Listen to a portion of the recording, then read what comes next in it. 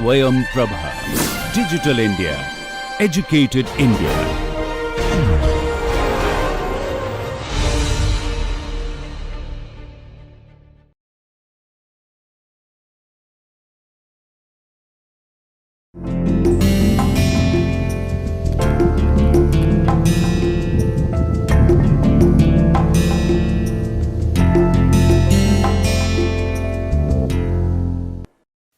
Hello and welcome to lecture number 13 of the course Robot Motion Planning. In the last class we looked at sampling based methods. Today we'll move on to the next method, which is potential field based methods. Okay, very quickly revising what we were doing in the last class. So in the last class we looked at the sampling based methods, in which we don't search in the complete workspace of the robot and try and focus our search such that we get the path faster than the other methods like cell decomposition methods, etc. Okay, so very quick revision of sampling based methods. So in sampling based methods, basically we have the workspace and we have obstacles. So this is my workspace and there are obstacles here, so these are obstacles. Okay, and what we do is we have the robot, which is a point robot here, and we have my initial point here, and that's my goal point. Okay, so in this method what we do is we randomly explore a smaller subset of possibilities while keeping track of progress.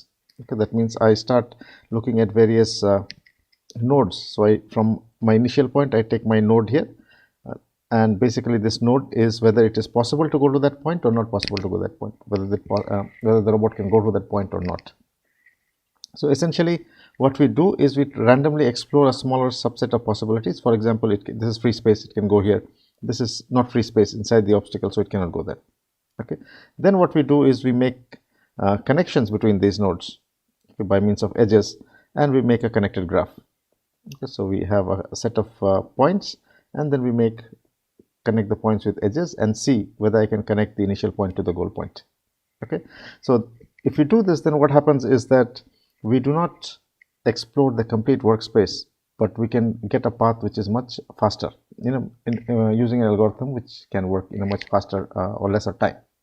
Okay, now so in the sampling based methods, one of the methods is probabilistic roadmap, in which we generate a graph which is given here, G, and where V is a vertex. So V is a vertex, this is also called a node, and E is an edge.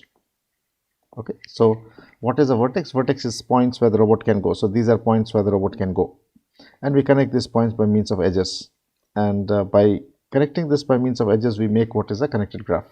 Okay, then what we do is basically we try, after we have made this set of connected graphs, we try and find if there is a path between the initial point and the goal point. Suppose my goal point is here. Okay, now this is basically the probabilistic roadmap method, by which it's a sampling based method, and in which we make a connected graph. Now the other way is rapidly exploring random trees, in which what we do is basically we have again a workspace and we have obstacles. So these are my obstacles, and the robot, let's say, is here, the starting point is here and the goal point is here. Okay, so this is my initial point and that's my goal point. Now in this case what we do is, it is something similar to growing a tree. So this is the base of the tree, the roots of the tree, and the tree is growing branches like this. Okay, so it's almost same as the previous one, but the only difference being that this is a connected graph in the form of a tree, and then we see whether we can connect the goal. And once a branch connects the goal, then we know that there is a path which is taking it from here like this to the goal. Okay, this is basically what is called RRT. Now you can also grow the trees in two directions. For example, if you have a workspace in which we have an obstacle here, and this is my initial point and that's my goal point. So in this particular case what we are doing is we are growing the tree in two different directions. So there is one tree which is going from here, okay, like this. These are branches of the tree, and the tree is going out, and from the other direction another tree is coming. Okay, and then if they are meeting somewhere in between, then we know that okay, this is a meeting in between. So both the trees are meeting in between, and what we can do is we can search for a path which will take me from the initial point to the goal point. There can be one path, there can be more than one path. Okay. So what we see is in this sampling based methods, we don't search the whole workspace, but we basically look for a smaller subset of possibilities, which makes the search faster.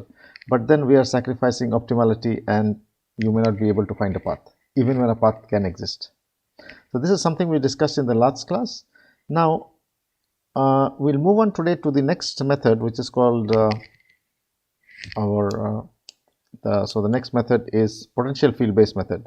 Now this is a directed search. Now what we mean by that is, in the previous case, if you look what we are doing here, we were generating these nodes randomly.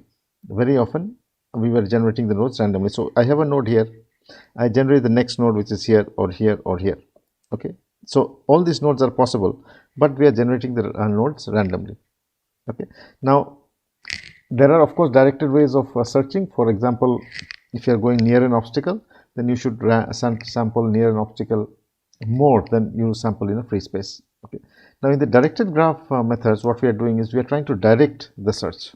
Direct the search from where to where. So we are basically directing the search from the initial point to the goal point. Okay, just like we're trying to guide the robot from the initial point to the goal point. Okay. Now how do we do that? Is basically we use the idea of a potential or a potential function. Now potential function, you would understand very easily. You have dealt with charges, for example. Okay, so we have a positive charge, so we have a plus charge and we have a minus charge. So if you have a plus charge and a minus charge, what would happen is these two charges will attract each other. Okay, so this will be attracting, and if you have a plus and a plus, or we have a minus and a minus, what will happen? This will repel.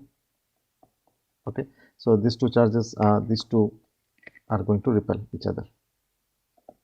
So now if I can assign potential or charges to the goal and the robot and the obstacle, then this attraction and repulsion can be made use of in directing the robot to go from the initial point to the goal point.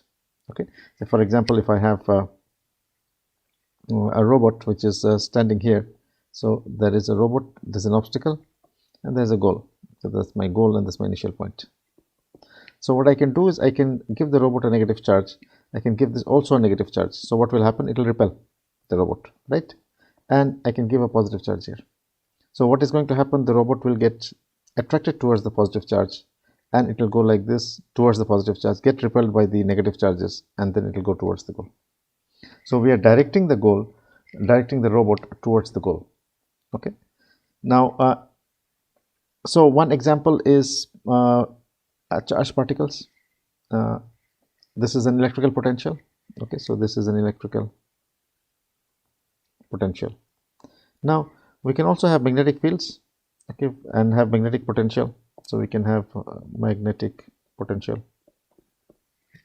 Now in case of north pole and north pole, north and north, they're going to repel, or south and south are going to repel. So these two are going to repel each other. Okay, this we know, this will repel. Now we can also have a north and a south, or a south and a north. Okay, now this is going to attract each other. They are going to attract.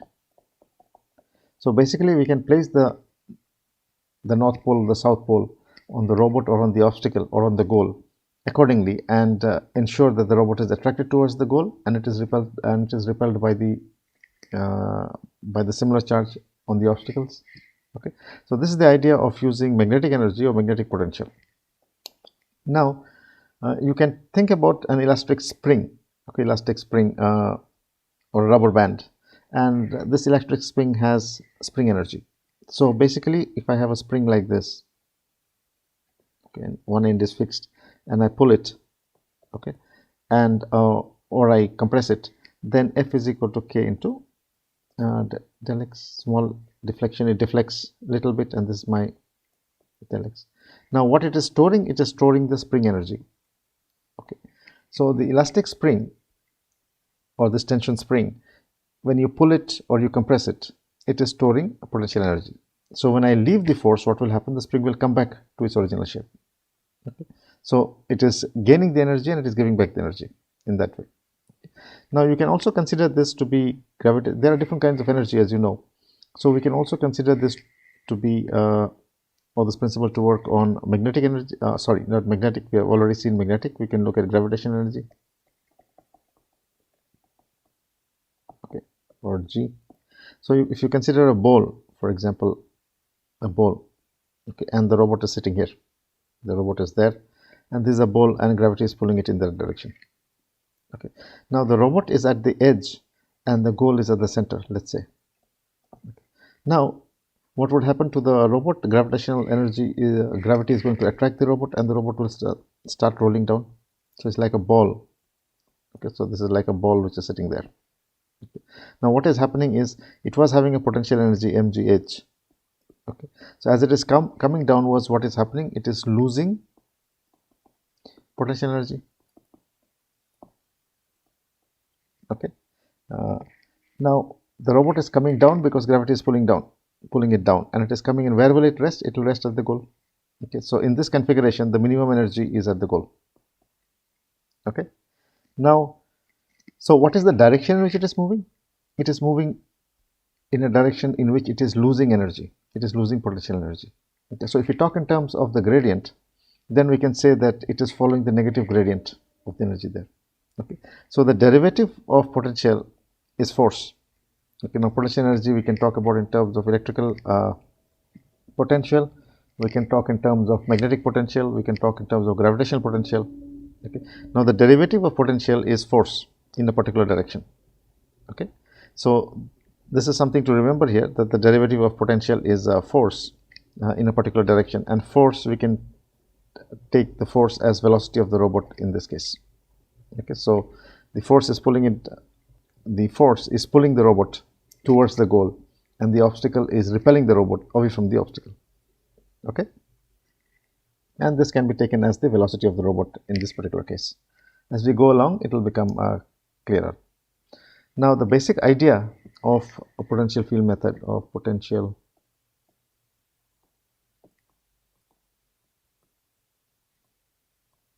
field method, is that the ball, the charge, spring, these are analogies, and these are ways of storing potential energy. Okay, so these are ways of storing potential energy, and they can be used to guide motion in a particular direction. So the robot moves to a lower energy configuration, as we saw in the case of the ball, that the robot was actually coming down. So it was mgh here, so that's my h. Okay, so the ball was rolling down and it was losing potential energy. Okay, so the robot moves to a lower energy configuration. Okay, so in this method, what we have to do is first is that we define a potential function u. Okay, so in this case, we are defining a potential function u, and energy is minimized by following the negative gradient of the potential energy function. So first I need to write a potential energy function which is u, and then I take the negative gradient of that, and the robot follows the negative gradient such that as it is moving, it is losing energy and moving towards the goal. Okay, now we can think of a vector field over the space of all q's, and q's are the configurations. Okay, so we can think of a vector field. Let's look at it this way. So these are various points, okay, which are the q's, the configurations in the workspace, and this is a vector field over the space of all q's. Now at every point in time, okay, let me mark it here. So at every point here, okay, the robot looks at the vector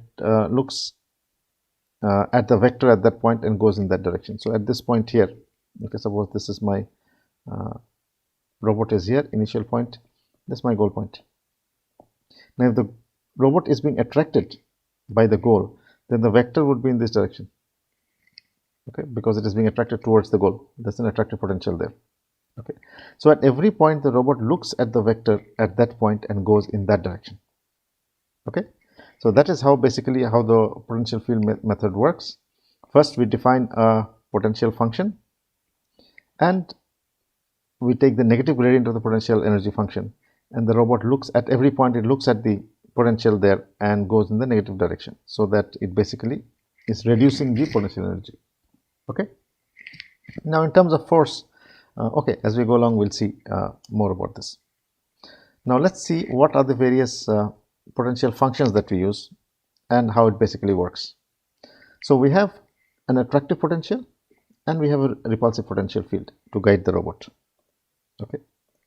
Now the attractive potential will move the robot towards the goal, and the repulsive potential will push the robot away from the obstacles. You can move to the goal, and this will avoid obstacles by pushing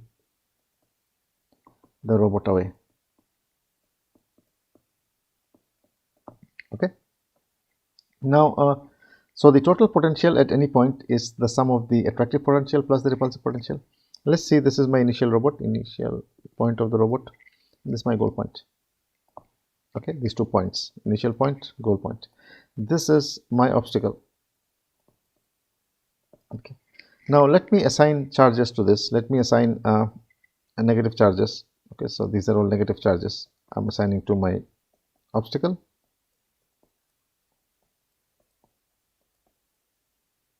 And the robot has to be repelled by the obstacle, so the robot also I'm assigning a negative charge. But the robot has to be attracted towards the goal, so I have to assign a positive charge there. Okay. So now if you look at every point here, what is going to happen is that the robot is going to be pulled by the goal. In what direction? It will be a straight line like that. Okay, it will be attracted in that direction. But at the same time, at this point, there is an attractive force which is coming from the goal in that direction along the straight line. Now the obstacle is repelling it, the robot, with a force in that direction. So if this fellow is pulling it, that fellow is pushing it like that. Okay. So what is going to happen at this point is there is going to be a net resultant of the attractive force. This is my attractive force, and this is my repulsive force. Okay. So what is going to happen at that point is the robot will be subjected to the vector sum of these 2 forces, okay, and it will go in the resultant direction. So if the repulsive force is more, it will push it away. If the attractive force is more, it will pull it towards the attractive force. Okay. So depending on the attractive force and the repulsive force, wherever is the resultant of the 2 forces, that is the direction in which the robot is going to go. Okay. Now this is the basic idea of potential field method, which is a guided search. So the robot is being guided away from the obstacle and towards the goal. Okay.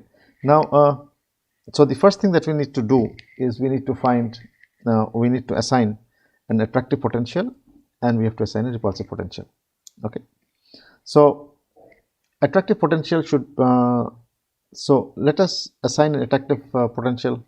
Let us define a function. So uq is the attractive potential, and the simplest is to have a function u which is equal to zeta into distance. D is distance between the robot and the goal. So let me put it this way. So this is my, let me just put it here. So this is my point q. It is in this configuration q, and this is q goal. Okay. So what is d? D is the distance between these 2. So that's my d. So this is the qx y, and let's say this is x goal and y goal. Okay. So d is the distance between the 2 configurations, q and q goal. So my simplest potential function that I'm putting here is a conical potential, where we have a constant zeta, where zeta is a constant and d is the distance, which is the distance between the. Now if this is the conical potential, then I need to find the gradient, okay, that is given by the grad of u. So the gradient of this, now let me see what is the distance between q and q goal. So d is equal to root over x minus x goal squared plus y minus y goal squared. This is the Euclidean distance. So I can write this as a raised to half, where this is equal to a, just to understand. Okay. So now when I'm taking the derivative of this conical potential, then there are 2 variables, there is x and there is y. Okay, so first I take a partial derivative with respect to x, then I take a partial derivative with respect to y. So if I write it that way, what do I get is del u by del x. So this is my del u by del x, which is equal to half a raised to half, a raised to minus half 2 into x minus x goal. Similarly, I get del u by del y is equal to half a into minus half 2 into y minus y naught. Okay, now what will happen? This 2 will cancel, this 2 and this 2 will cancel, this and this will cancel. So what does this come out to be? Del u by, so del u by del x is equal to x minus x goal divided by d. D is q and q goal. Okay, so this is a actually. Okay, so that is my in distance a. Okay, so now du by dy is equal to y minus y goal divided by d again, q minus q goal. Okay, now this is what we have seen, that the grad of this will be equal to zeta by divided by d into q minus q goal. Okay, this is what we are seeing here. Okay, this and this for x and y. Now what do you see for this gradient of this conical potential is that number one is that it is proportional to zeta. So uq is directly proportional to zeta. Okay, it depends on the constant you put. So if you put a larger constant, the force is going to be more. If you put a smaller constant, the force is going to be less. Then it is inversely proportional to 1 by dq and q goal, which means that if dq q goal becomes equal to 0, this will go towards infinity. This will become infinity. That means when the robot reaches the goal, when robot reaches the goal, the grad u will go to become infinity. Okay, because the distance will become 0. So it is not defined at that point, not defined at goal. Okay, so if you use a conical potential, what we see is that the gradient is proportional to the constant zeta, and it is inversely proportional to the distance, which means that at the goal what will happen is it will become undefined. Okay, because the distance between the configuration and the goal will become 0. So if the conical potential doesn't work or there is a problem in the goal, what we do is we use a quadratic potential. We can use a quadratic potential. Now the quadratic potential, attractive potential, is written by half zeta d squared q and q goal. Okay, now in this case again zeta is a constant. Okay, so this is a constant and d is the distance between the q and q goal, just like in the previous case. And the grad of the attractive potential, in this case the quadratic potential, is equal to, so d squared is equal to x minus x goal squared plus y minus y goal squared. Now again there are two variables, x and y, so variables are x and y, so we have to differentiate it twice. So what would happen is del u by del x would be equal to half, okay, half zeta into x minus x goal, sorry, x minus x goal into 2 will come here. Okay, and del u by del y is equal to 2 into half zeta into y minus y goal. So this 2 and 2 will cancel, and what will be left with is so in either case we'll be left with du by dx, which is equal to, so this is equal to zeta into x minus x goal and du by dy will become equal to zeta by y minus y goal. Okay, so what we see here is that in this particular case it is zeta, which is a constant, so it is proportional to constant. So the larger the constant, the more the force, and it is also directly proportional to the distance. Okay, q minus q goal. Okay, so what we are seeing here is that in the case of the quadratic potential, it is defined at goal. So at the goal what will happen? This will become equal to 0. Okay, grad of u attractive will become equal to 0 at the goal. Okay, unlike in the previous case where this was not defined at the goal. So there is a problem, suddenly it goes to infinity. Or if it comes very near the goal, this will start going towards infinity now. Whereas if you use a quadratic potential, then what happens is that it is directly proportional to the constant that we are assigning, plus it is directly proportional to the distance between the goal, and it is defined at the goal. Okay, unlike the conical potential. So one good idea would be to use both of them together. Okay, so combining potentials to avoid extremely large velocities. For example, the velocities grow with distance. This is something we have seen. Now combining two functions of conic and quadratic potentials, each active at a particular distance. Okay, so what we can do is we can assign a distance now, such that if I have my q here and I have my q goal here, okay, I can try and define a distance which is called q star. Okay, now here I can use zeta into d into q and q goal here, so I can use the conic fellow here. Okay, now the conic fellow, as it comes closer and closer to the goal, what will happen is there is a chance that the velocities will become very large. Okay, and it will become undefined at the goal. So what we can do after the distance, I say zeta squared d squared into q minus q goal. Okay, so at this distance what will happen is q star, so we have a particular distance at which there will be a switching over from the from the conic to the quadratic. Okay, so there will be a switch here at q star, and we can define this function. So what you can see here is that there is a constant here q which you have to define. Okay, second is you can define this distance q when you want the switch over to take place. Okay, now so much about the attractive potential, where we can have two potentials and they can be active at a particular distance. Now the repulsive potential, the repulsive potential should repel the robot, which is clear. Okay, now it should repel, but first of all that it should repel, which is fine.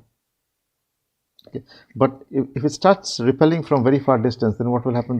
The distance, the path will become longer. Okay, let me take an example here. So this is my goal. Okay, and this is my initial point.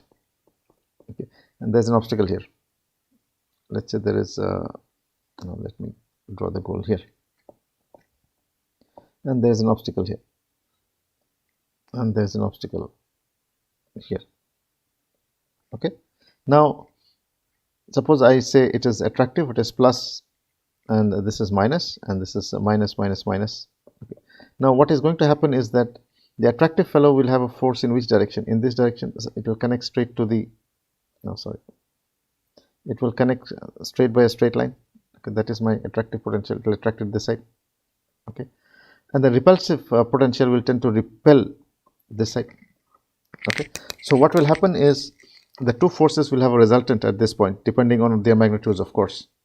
Okay, so what will happen is the robot will not move in a straight line, but will tend to get pushed off like this.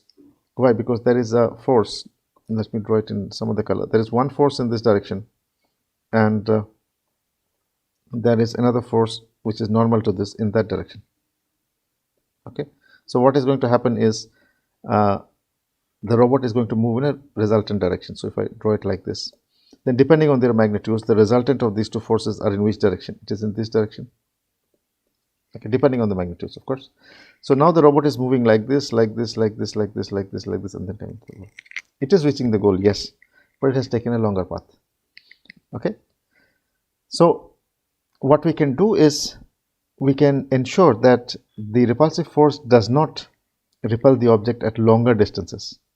Okay, but only when the robot comes very near the obstacle. Okay, so again we put a threshold distance which is q star, and say that the repulsive force will act only at q star. Otherwise there is no point, it will tend to push the robot away. So if this happens, that the repulsive force is active only here, then the robot will follow a straight line like this till here, then it will go like this, like this, like this, and then go to the goal. Now this path is shorter, you can see it very clearly. That fellow is longer. Okay, and because of which we use this q star as a distance. Again, it can be set by the person. Okay, there's nothing automatic here. It has to be set. Like you set a value of a constant, you can also set the distance here. that at this distance, let's say q star, this is my distance q star, the robot will start getting repelled. Okay. Now, what should be the repulsive potential? So we are saying the repulsive potential is half zeta 1 by d. 1 by d is the distance between robot and obstacle, and q is the distance, effective distance or active distance. So when this robot comes within the distance q, only then this is active, otherwise this force is inactive. Okay.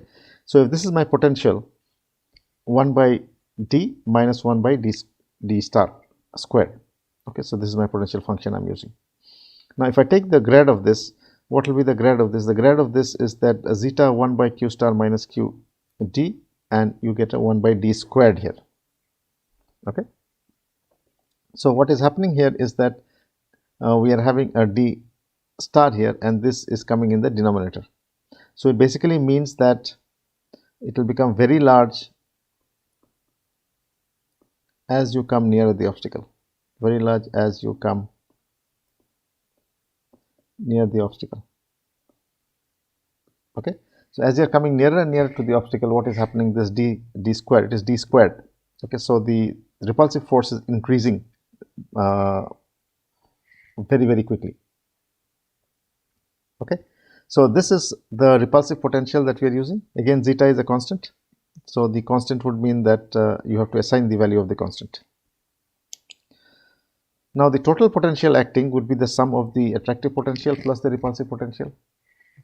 So here we are having the attractive potential, which is this way. So it is attracting the robot towards the goal. Okay. So it is increasing, as we can see that this is the attractive potential. This is the repulsive potential, which is repelling the object. Okay. And what will be the resultant of both of them?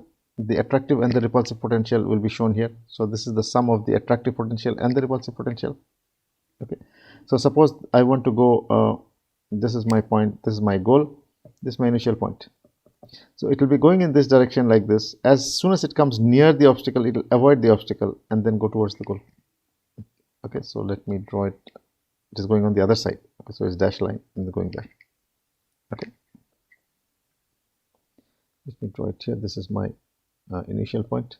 So it starts off towards the goal. This is my goal point. Starts off towards the goal. Then it starts avoiding this obstacle, come that side, and then goes to the goal. It's going behind, in between these two obstacles actually. Okay. So here if I draw it in top view, so this is my top view. So there is here and there is here. So if the robot was, this is easier to understand. So if the goal was here, and this is my initial point, then the robot will start going like this, then avoid, not so sharp, avoid like this, and then go to the goal. Okay. So it is going like this, then avoids like this, and then goes to the goal. Okay. So this is what we are seeing, how the attractive potential and the repulsive potential together affect the motion of the robot. Now we saw that there was a constant zeta and there was another eta. Okay, eta was for the repulsive potential and zeta was for the attractive potential in the potential functions that we used. Now these are constants, which mean that you have to assign them numerical values. So if you make them very large, now obviously the attractive potential should be larger. Okay, otherwise it won't attract. The repulsive potential will push it away. Okay, so these are some things which are logical, that the attractive potential should be larger than this should be larger than that one. And what about the numerical values? That depends now on the problem, how fast you want it to go. Okay. Now the very simple way by which this method works is that it goes to the bottom of the potential. So it basically means it follows a gradient descent algorithm basically. Now if it is following a gradient descent algorithm, there is a question of a local minima or a global minima. Okay. So if you look at this case here, the robot is standing here. Let's say this is the profile. Okay, the robot is a robot is a ball, you can say. Now it is going down like this, decreasing potential energy, going like this, but once it comes here, it gets stuck. Okay, it does not have enough energy to overcome this one. Okay, now this is not a global minima, this is a local minima here now. Now, whereas the global minima is somewhere here. Okay, so this is a problem that comes up with the potential field method, the question of getting caught in a local minima and not reaching the global solution. So there are critical points, maxima, minima, and saddle points. So this is a standard problem of potential field method. Any gradient descent algorithm has this problem, that it can get caught in local minimas. Now this pictorially shows the attractive potential field. Okay, we can imagine this to be charge, direction of charge. Okay, now if this is my goal, this is the center of the goal, let's say. So this is the goal and that's my center. Now what is the direction in which the lines of force would be moving? So they'll be moving normal to the surface like this, okay, towards the center, right? Like this, right? So we are seeing that this lines of force which are pulling in a particular direction are moving towards the center there. Okay, you can see that from okay, so they are moving in that direction. Okay, so this is the attractive potential field. So you can imagine that if there is only a attractive field here, it is pulling towards the center of the goal. Now what about the repulsive field? Now the repulsive field, if you can imagine it to be here, so this is repulsive. Let me take some other color. This is repulsive, it is here. It is forcing it in that direction, so it is going out in that direction. Okay, so it is forcing the robot away in that direction. So this is a repulsive potential field. Okay, so the sum of the two fields, this is an attractive potential field, this is a repulsive potential field. What will be the sum of both the attractive and the repulsive potential fields? So at every point in this vector field, there is going to be a vector which will be a resultant of these two fields. Okay, so if you're looking at an obstacle and this is a goal, suppose this is my robot.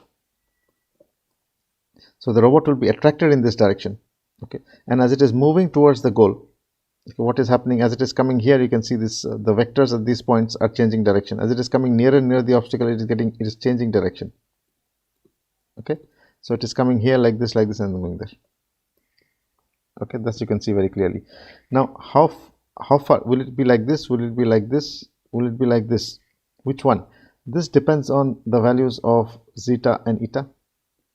Okay, so if the attractive field is very much larger than the repulsive field, okay, then what will happen is it will go closer and closer to the obstacle and it will go almost like a straight line towards the goal. Okay, and also on your q star, which is the distance at which the repulsive field is active. Okay, so at every point in the workspace, there is a vector which is guiding the robot towards the goal and away from the obstacle, and the direction of the vector would depend on the numerical values of this zeta and the eta that we are going to assign. Okay, so this is the basic fundamental of so you can see here, so if this is my distance, so if I say this is my q star, then the repulsive potential is active only in that q star. So the robot starts going now. Suppose the robot is here, so this is my initial point, that's my goal point. Then the robot starts going in a straight line towards the goal. Okay, because that is the direction in which the vector is going. Then the moment it comes inside that effective area, then it starts getting repelled. It goes like this, and then goes in a straight line again. Okay, so here we see that it depends on zeta, it depends on eta, it depends on zeta, it depends on eta, and also q star. So when you're writing the program, basically you have to numerically tune these parameters depending on, and we'll see as we go along how do you tune these parameters using optimization. Okay, so this explains the potential field method, how it works, how potentials are assigned, and how the negative gradient of the potential is followed such that the robot can reach the goal. Now what we talked about is number one is local minima, number two is distance and gradient. Okay, so suppose I have an obstacle here like this, that's my obstacle. Okay, now a real robot would have sensors, so sensors like ultrasonic sensors. So sensors would mean ultrasonic sensors. So these ultrasonic sensors can find distance, and as you would be familiar with ultrasonic sensors, how it basically works is that there is a ceramic transducer. So there is a ceramic transducer here, okay, and so this is a piezo crystal, and the piezo crystal is actuated in a particular frequency. So in a particular frequency, we give it actuation signals. Okay, so this is my piezo crystal. You know that in a piezo crystal, what happens is if you give it charge, okay, it will expand. Okay, it'll expand a little bit. So what happens is if you are giving it, this is my time axis and this is my voltage axis or charge. So what would happen here is if I give it a charge, it will expand, and then I give this in a particular frequency. So this is my frequency, okay, and every time it expands an ultrasonic wave, it is expanding and contracting. So this wave will go out. So this is my ultrasonic wave. This wave goes out, hits an object, and then it comes back again. So it goes out. Now it comes back means it applies a pressure on the crystal now. And if it applies a pressure on the crystal, you produce a charge. It produces a charge because it's a piezo crystal, okay? So the moment the wave hits the piezo crystal, a small wave is produced here. So it has gone out. So this is going out. This, it has come in, okay? And if I see the distance between here to here, I see the time distance del t. I know the velocity of sound in air. I know exactly how far the obstacle is. Now how this works basically is, it is basically rotated in a particular direction. Okay. So if we have if you can imagine that this sensor is mounted and it can rotate maybe 360 degrees or 180 degrees, 0 degrees to 180 degrees. It gives out these waves, and wherever the wave is hitting, it is basically it is giving the feedback that the obstacle is there. So you are being able to profile the profile of the object also. So ultrasonic sensors are used also to get the profile of the object as well as to get the distance between the robot and the object. So this distance is the shortest distance that we are talking about. So this distance is the distance here that we talked about in the potential field function. Okay, so where's the d? Yeah, so this d. So this d is found by an ultrasonic sensor, how far the robot is from the obstacle. Now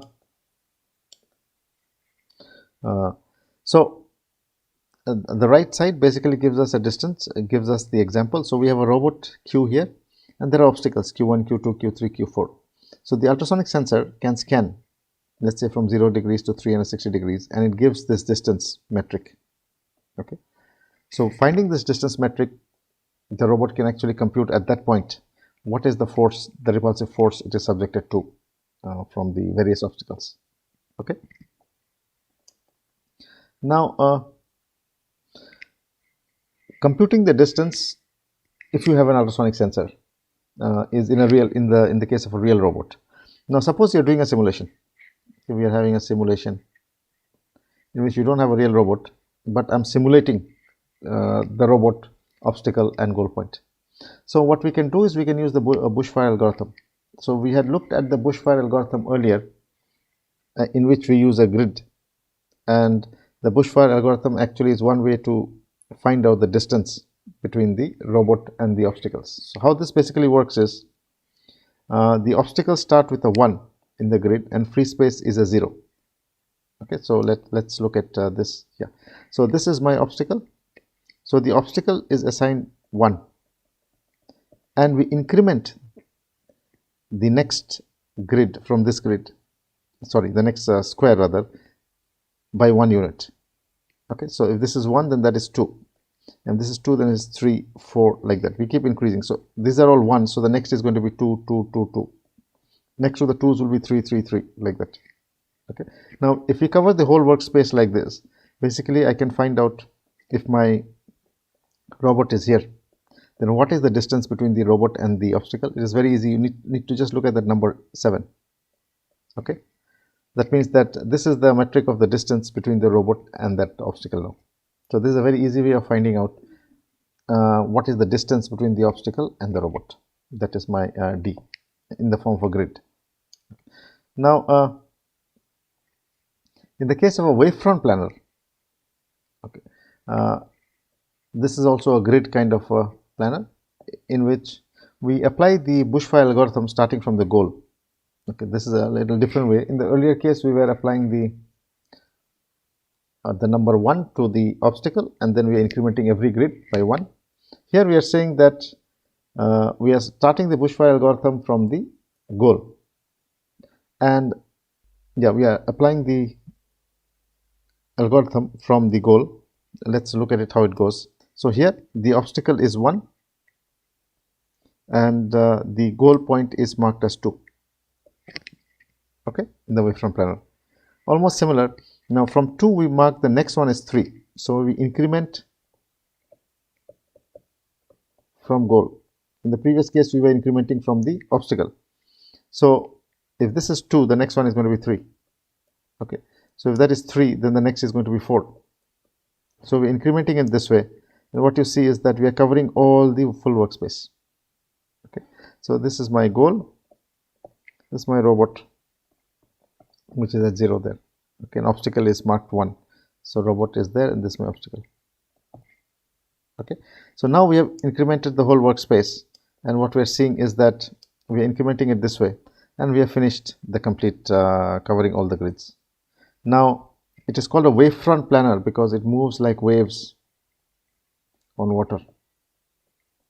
Okay, the way if you drop a stone on a surface of a pond or a lake, then what would happen, the disturbance will generate waves, and the waves are going to move outwards. So it is similar to that, which we call a wavefront planner. It moves like waves. Now if you look at this, now you can find out using gradient descent again. Okay, so what this robot has to do, basically it is using gradient descent. That means it is choosing the lesser number. So if it is 18, it has to choose the next number which is smaller than 18. So it is choosing 17. Okay, so it is let's go back here. So it is choosing this one, 10, 9. So from 9 it will come to 8, 8 will come to 7, 7 to 6, in that way. Okay, so basically what it is doing is it is choosing numbers, it is using gradient descent, and it is going in choosing numbers which is smaller than itself, and this is one path it finds. Now there is another path it can find, it can be like this. Okay, then the next question is which path it will take. Okay, which one is faster. Okay, so this was basically finding using gradient, so gradient, negative gradient. Okay, so this is one way of finding out the distance in case of a simulation, if you don't have a real robot where you are actually computing the distances. Now we talked about the potential field method, which is susceptible to this problem of local minima because it's a gradient based method. So what can happen is it can get caught in a local minima and it appears that it is the goal, but it is not really the goal. Okay. And these are, in terms of path planning, these are called traps. So how to avoid traps due to local minima? Number one is, suppose we have a local minima this way. Let's look at a case here. Okay, I have my goal point here. So this is my goal and this is the initial point. Now the attractive force from the goal will be in this direction, so it will move like this. Okay, now when it is going like this, what would happen is it will get caught here, because at this point what is happening, the repulsive and the attractive maybe at this point is becoming same in the same direction, so they will cancel each other. So what would happen is the resultant force is equal to 0. Okay, once the resultant force is equal to 0, means the robot is not moving anymore, it is not subjected to any force, so it is caught here or it is trapped. Okay, now let us look at another example here. Let's look at this example. So this is very common in path planning problems, a U-shaped kind of an obstacle. Robot is here, initial point, goal point. The robot moves in a straight line, and at some location what is happening, the attractive force which is pulling it and the repulsive force which is coming from here are going to become 0, and the net force is 0 now. Now the robot is caught there. Okay, because the net force is 0, so it doesn't move in any direction. Okay, now this can also happen if you have a set of obstacles, say one obstacle here, another obstacle here, and this is my goal. Same thing happens. So it is pulling in this direction, it is forcing it in that direction. So at some point it will become resultant, become 0. So in such case, what can be done is we can give a tangential force. We can give a tangential force at this point. We subject it to a force which is tangent to the surface here. So I give a tangential force here, and this tangential force moves the robot in that direction. Okay, again it tries to go here, again it is forced in that direction by a tangential force, and finally it goes like this and goes to the goal. So we subject the robot to a tangential force once it gets caught in a trap. Okay, similarly here we can give it a small force like this and comes this side. Now the other way could be to give a random disturbance. Suppose I have let me take this example again. Okay, so the robot has got caught here. This is my goal point, this is my initial point. The robot has got caught there. So what we can do, we can give it a disturbance force, a small random disturbance. So I kick the robot that side, small force. So from here the robot goes there. Now again it goes there, now it tries again. Okay, it may not be able to get out, but this is one way of disturbing it and trying so that it can try again.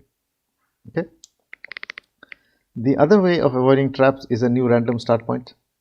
For example, I have an obstacle which is of this shape. Okay, and this is my goal point, and this is my initial point. So what is happening here is it is coming till here and is getting caught here. So the moment it gets caught, I can give it a new random start point. It is almost similar to giving it a disturbance. So from here I start the algorithm again, and from here I push it here, so it comes there. Okay, so this is a random start point. I push it from there to here. Now it starts again. Okay, it may be able to overcome, may not be able to overcome. Now if it gets caught here, I give it another point, it goes there. Okay, so it could be random, so it could be here also. Okay, now you may be able to get out, you may not be able to get out. Now the other way of is by looking at, you should also be able to circular traps. So this circular trap is very common again in potential field method, where we have an obstacle which is of this nature, and the robot is moving from here, the initial point, to the goal point, and this is my straight line. Okay, so it comes here, it gets stuck. Okay, let's see, it comes here, it gets stuck. Okay, now this is my repulsive and this is my attractive. It gets caught there. So I move it, it is following the tangential force, it is going this side. Okay, then it goes like this, then it goes like this, and then it will tend to go back round and it will tend to circle. Now this is another kind of trap where it is caught and it keeps circling. It keeps moving in that circle, thinking that it has come out of the trap, but in actual fact it has not come out of the trap. Okay, because of the shape of the obstacle.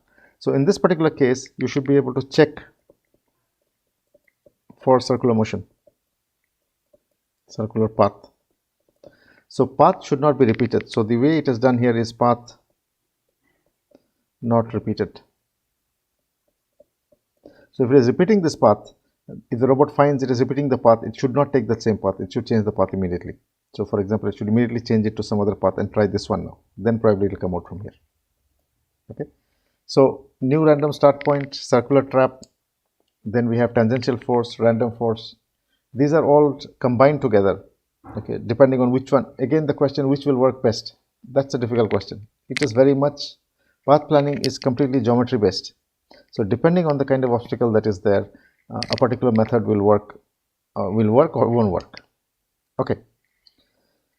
Now, so far what we have been seeing, we talked about a robot that is essentially a point robot. But a real robot is not a point robot. So a real robot is not a point robot. Okay, that means it has some specific dimensions. So in that case, if I see a real robot like this, let's say this is my rectangular robot, real robot rectangular. Okay, so this is my x-axis, that's my y-axis. Now if I take this, then I have my center point xy, coordinates xy.